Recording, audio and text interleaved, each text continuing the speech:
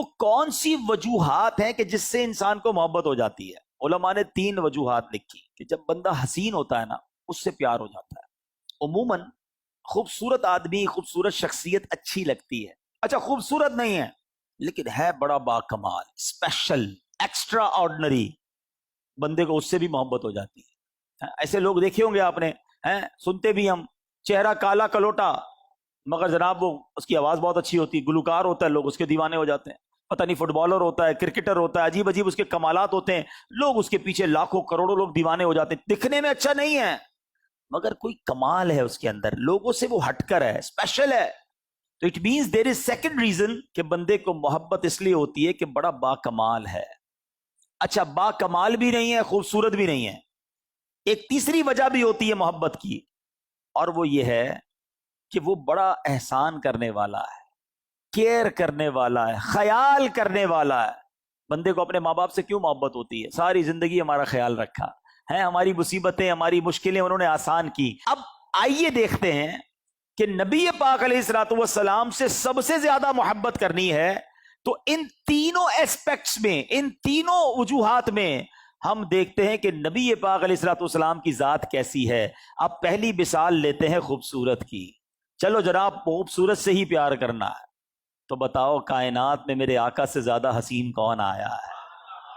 اللہ اکبر! ایسا حسین رب نے اپنے حبیب کو بنایا کہ لوگ دیکھتے تھے، دیدار کرتے تھے اور کلمہ پڑھ کر مسلمان ہو جاتے تھے کہ یہ کسی جھوٹے کا چہرہ نہیں ہو سکتا، ایسا نورانی چہرہ۔ پوچھو صحابہ کرام سے، جب دیدار کرتے تھے تو آقا پر سب کچھ قربان کرنے کو جی چاہتا۔ حضرت جابر بن سمورہ رضی اللہ تعالیٰ عنہ سے ذرا پوچھو، کہتے ہیں ایک بار چاندنی رات تھی، 14ویں رات کا چاند نکلا ہوا تھا، میں اپنے کمرے سے نکلا، میں نے دیکھا کہ 14ویں رات کا چاند چمک رہا ہے، بہت خوبصورت۔ میں نے دیکھا کہ میرے آقا بھی جلوہ فرما ہے، میں چاند کو دیکھتا، اپنے آقا کو دیکھتا، پھر چاند کو دیکھتا، پھر نبی پاک علیہ الصلوۃ والسلام کو دیکھتا، میں پھر چاند کو دیکھا، پھر نبی پاک علیہ الصلوۃ والسلام کو دیکھا۔ کہتے واللہ میرے آقا 14ویں رات کے چاند سے زیادہ خوبصورت ہے، ایسا حسین رب نے بنایا۔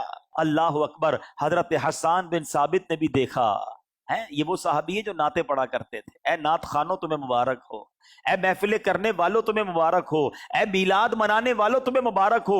یہ آج کل کے دور سے نہیں، یہ میرے آقا کے دور سے جاری ہے۔ حضرت حسان بن ثابت نعتیں پڑھتے، آقا انہیں ممبر پر بٹھاتے اور حضرت حسان بن ثابت کے لیے دعائیں کیا کرتے۔ سنو حضرت حسان بن ثابت کیا کہتے ہیں، وَأَحْسَنُ مِنْكَ لَمْ تَرَ قَطُّ عَيْنِي، حضور آپ جیسا حسین میری آنکھ نے دیکھا ہی نہیں ہے، ایسا حسین میری آنکھ نے دیکھا ہی نہیں۔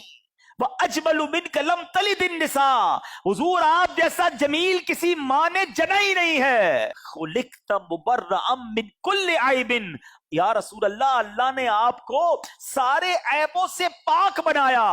اور سبحان اللہ آگے جا کر سنو حضرت حسان بن ثابت نے اگلی لائن میں کیا کہا، کَأَنَّكَ قَدْ خُلِقْتَ كَمَا تَشَاءُ، حضور اللہ نے آپ کو ایسا بنایا جیسا آپ چاہتے تھے۔